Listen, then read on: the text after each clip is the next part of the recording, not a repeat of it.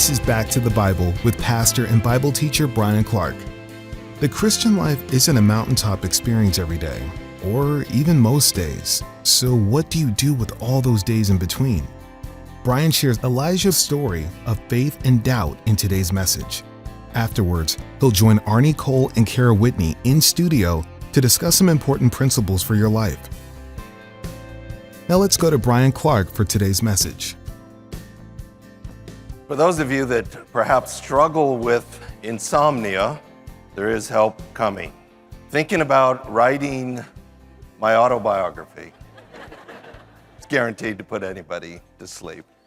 Now, of course, I'm joking. I've often said to Patty, who gets up one morning and thinks, I'll write a whole book about myself.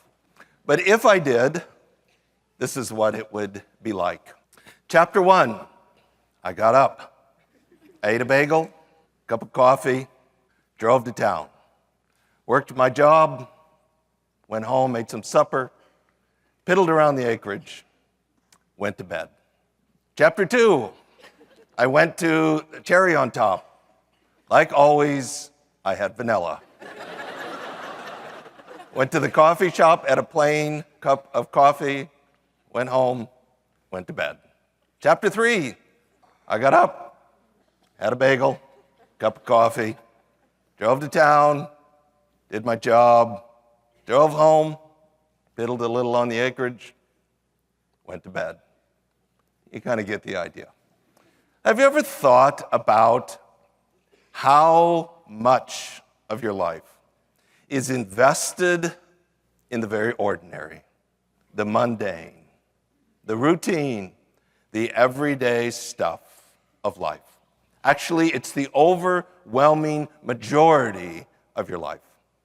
So if you're going to be a faithful Christian, that means you must learn to be faithful in the midst of the ordinary, the everyday, the mundane, the routine stuff of life. No Christian that's ever lived goes from mountaintop to mountaintop to mountaintop.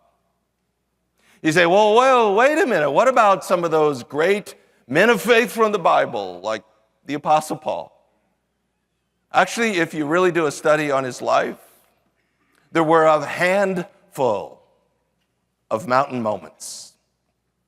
The overwhelming majority of his life was spent going from point A to point B, to being on a ship, to making tents, to teaching in the synagogue, to sitting in a prison.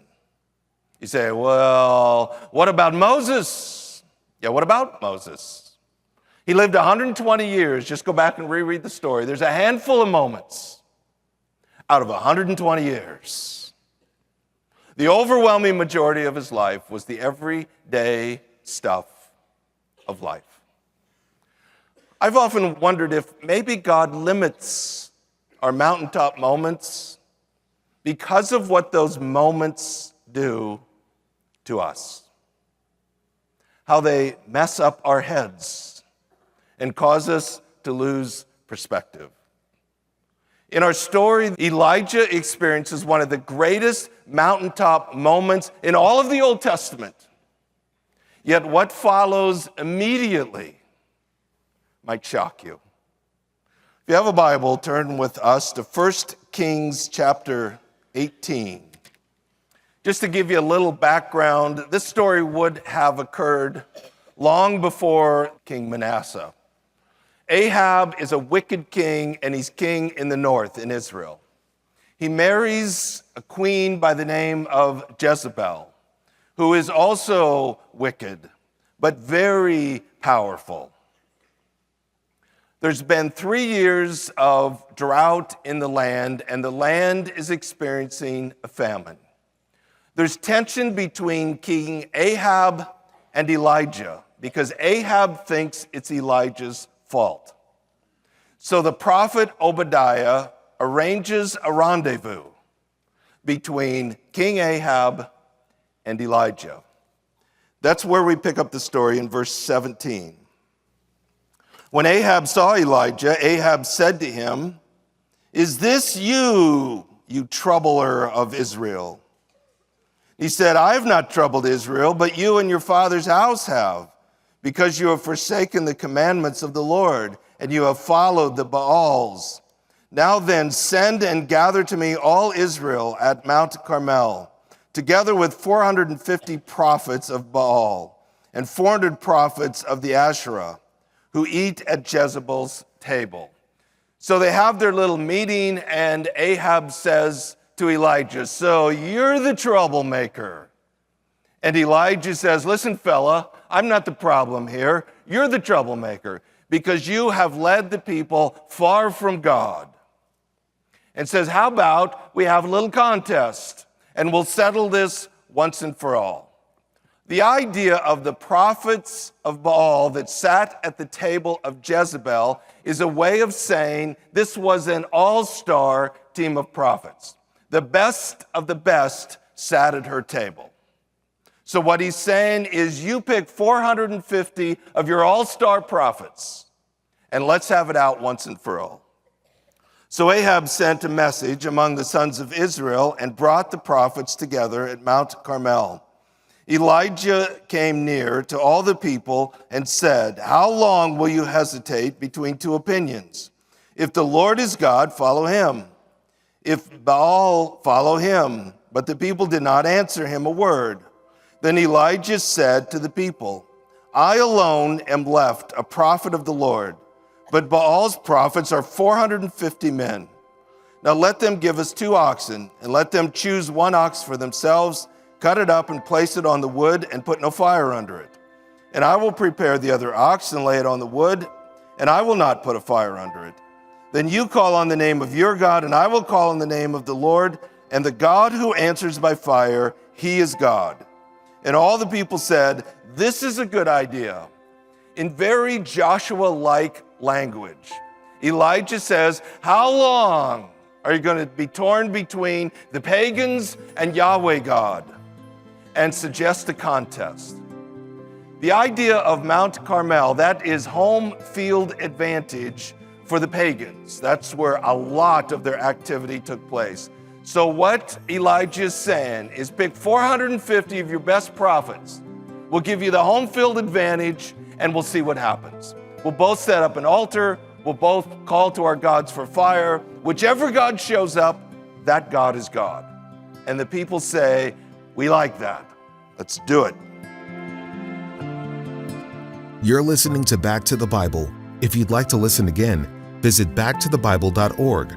That's backtothebible.org. Up next, Elijah boldly called on God to show himself superior to the prophets of Baal. Bryan Clark picks up the story in 1 Kings 18, starting at verse 25. So Elijah said to the prophets of Baal, "Choose 1 ox for yourselves, and prepare it first, for you are many, and call on the name of your God, and put no fire under it." Then they took the ox which was given them, and they prepared it and called on the name of Baal from morning until noon, saying, "Oh, Baal, answer us." But there was no voice, and no one answered. And they leaped about the altar which they had made. It came about at noon that Elijah mocked them and said, "Call out with a loud voice, for he is a god. Either he is occupied or gone aside, or is on a journey, or perhaps he is asleep and needs to be awakened." So they cried with a loud voice and cut themselves according to their custom with swords and lances until blood gushed out on them. When midday was past, they raved until the time of the offering of the evening sacrifice, but there was no voice, no one answered, and no one paid attention. Imagine how frantic this scene must have been. From morning till noon, they leap, they dance, they cry out, nothing. Elijah decides to mock them. Tells them maybe you need to yell a little bit louder. Maybe he went for a little walk. Literally, the Hebrew is maybe he went to relieve himself. Maybe he's in the bathroom. Maybe he's sleeping. Wherever he's at, he's not hearing you. You need to crank it up a little bit. So they cut themselves to where the blood is gushing out of them, and the scene gets more and more frantic. But by evening time, they have done everything possible. It must have been a horrendous scene, but nothing. Then Elijah. Don't you love those words? See what's coming? Then Elijah said to all the people, "Come near to me." So all the people came near to him. And he repaired the altar of the Lord, which had been torn down. Elijah took 12 stones, according to the number of the tribes of the sons of Jacob, to whom the word of the Lord had come, saying, "Israel shall be your name."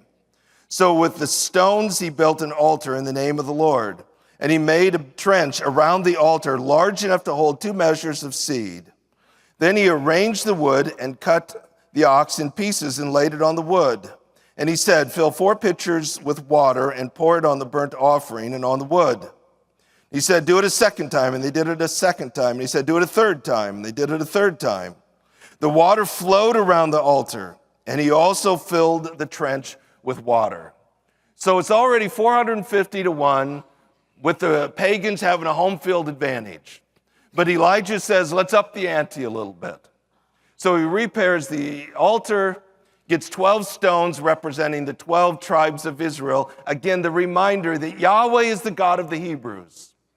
He takes the water, 4 pitchers, 3 times. That equals 12 pitchers of water. Again, symbolic that Yahweh is the God of the Hebrew people. Pours it on everything on the altar just to increase the tension. At the time of the offering of the evening sacrifice, Elijah the prophet came near and said, "O Lord, the God of Abraham, Isaac, and Israel, today let it be known that you are God in Israel, and that I am your servant, and I have done all these things at your word. Answer me, O Lord, answer me, that this people may know that you, O Lord, are God, and that you have turned their heart back again." Then the fire of the Lord fell and consumed the burnt offering, and the wood and the stones and the dust, and licked up the water that was in the trench. When all the people saw it, they fell on their faces and said, "The Lord Yahweh, He is God. Yahweh, He is God." Then Elijah said to them, "Seize the prophets of Baal. Do not let one of them escape." So they seized them, and Elijah brought them down to the brook Kishon and slew them there. Imagine the scene. Elijah takes the water, soaks the sacrifice. It must have seemed impossible. Then he offers this magnificent prayer of courage and faith, and God sends fire out of heaven. It consumes the oxen, it consumes the altar, it consumes the water, the dust, everything gone. And the people hit the dirt and say, no question about it, Yahweh is God. And Elijah says, take the prophets, haul them down to the river, and wipe them out. Now Elijah said to Ahab, "Go up and eat and drink, for there is the sound of the roar of a heavy shower." So Ahab went up to eat and drink, but Elijah went up to the top of Carmel, and he crouched down on the earth and put his face between his knees. He said to his servant, "Go up now, look toward the sea." So he went up and looked and said, "There's nothing." He said, "Go back 7 times. It came about on the 7th time that he said, "Behold, a cloud as small as a man's hand is coming up from the sea." He said, "Go up and say to Ahab, prepare your chariot and go down, so that the heavy shower does not stop you." In a little while, the sky grew black with clouds and wind, and there was a heavy shower. And Ahab rode and went to Jezreel. And the hand of the Lord was on Elijah, and he girded up his loins and outran Ahab to Jezreel. So God provides this magnificent victory. And so Elijah says to Ahab, hey, listen, fella, it's party time. That's what he means by go eat and drink. There's been 3 years of drought, 3 years of famine. But what Elijah is saying is the people have turned back to Yahweh, drought over, it's party time. So he goes up on the mountain and he begins to fervently pray. He says to the servant, hey, go check the horizon and see if there's any clouds. The servant comes back and says, I got to tell you this, boss, no clouds. So Elijah prays harder 7 times back and forth, no clouds, until the 7th time, hey, I see a cloud on the horizon. And Elijah sends word to Ahab and says, listen, fella, if I was you, I'd get in my chariot and get off the mountain before you get stuck in the mud, because it's about to rain. It begins to rain, and Elijah, 20 miles from where he was, he ran to Jezreel and actually beat the chariot. This is a magnificent story. There's a challenge, a contest between the pagan God and Yahweh God. And God shows up in a big way, demonstrates he's real, sends fire, consumes the altar. The people turn back to God. The king is convinced. The drought is over. The famine is over. Everything is wonderful. Amen. Praise the Lord. Let's go home. Except the story goes on. Now Ahab told Jezebel all that Elijah had done. Now, I would have loved to have been a fly on the wall for this conversation.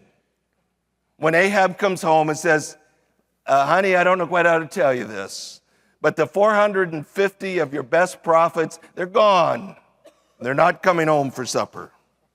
And how they had killed all the prophets with the sword.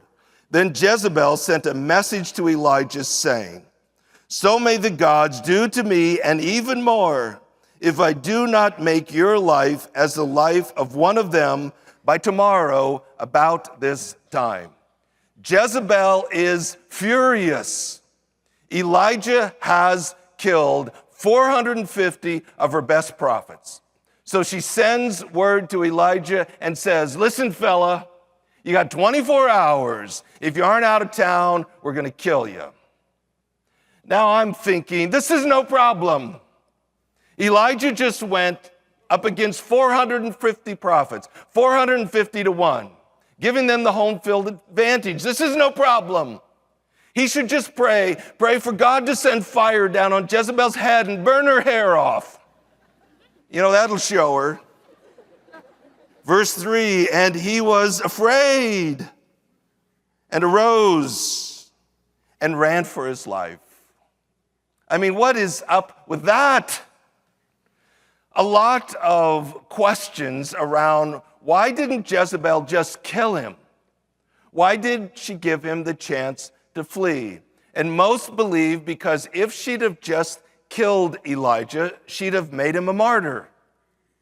But by causing him to run in fear, she not only discredits him, but she discredits his God. Whatever happened on Carmel, that was some sort of a parlor trick. But the reality is, when the pressure's on, this guy put his tail between his legs and he fled. And he was afraid, and he arose and ran for his life and came to Beersheba, which belongs to Judah, and left his servant there. But he himself went a day's journey into the wilderness and came and sat down under a juniper tree and requested for himself that he might die, and said, it is enough now, O Lord, take my life, for I am not better than my fathers. So what's going on there? What happened to our courageous prophet that stood on the mountain and trusted God to give him a great victory? Now the queen's upset and he takes off running. And in a short amount of time, hours, maybe a couple of days, he's seated under the juniper tree and he's crying out to God. The last time he prayed, it was for a miracle. And God did something awesome. This time it's, woe is me. I'm the last one left. Nobody loves me. Just kill me now. Perhaps what happened is reflected in his words that now he knows he's not better than his fathers before him. Now Bryan Clark joins us in the studio with author Cara Whitney and Back to the Bible CEO Arnie Cole. I love your message today, Bryan, because I think most believers have those Elijah days when we go from this mountaintop to the valley in a really dramatic fashion. What took Elijah there? Was he just tired? I don't know that we know for sure. I think that is part of it. That was a pretty emotional, had to have been very stress-filled event, and you just can't live on the mountaintop.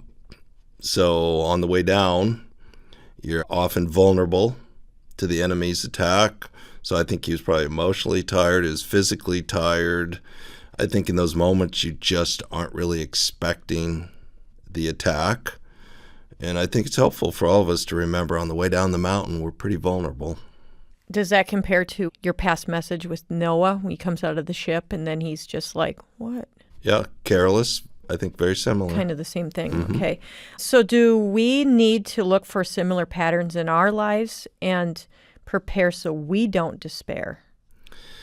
Yeah, so for sure. I think all of us are different, but we need to be aware of moments when we're especially vulnerable.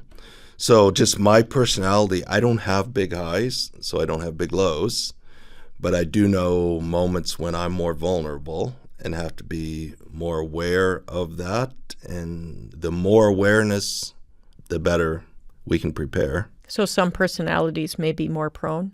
Yeah, I think for sure.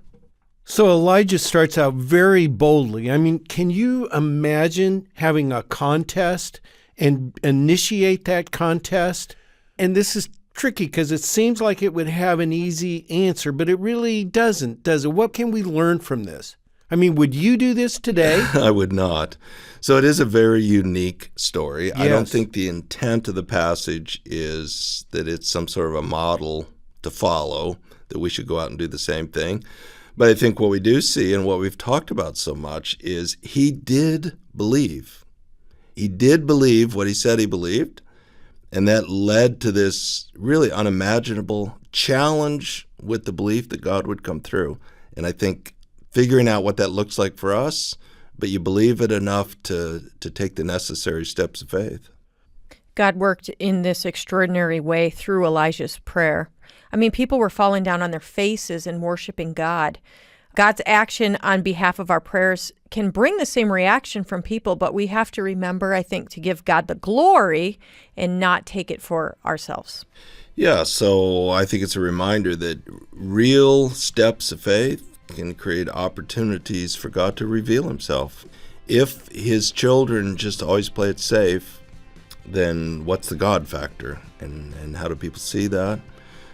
So when I step out by faith and the only hope is God, then it's an opportunity for God to put his glory, his power on display. The problem, I think, is in our culture, we so often celebrate the leaders rather than God, and we need to make sure God's the one that's celebrated. You're listening to Back to the Bible. If you'd like to listen again, visit backtothebible.org.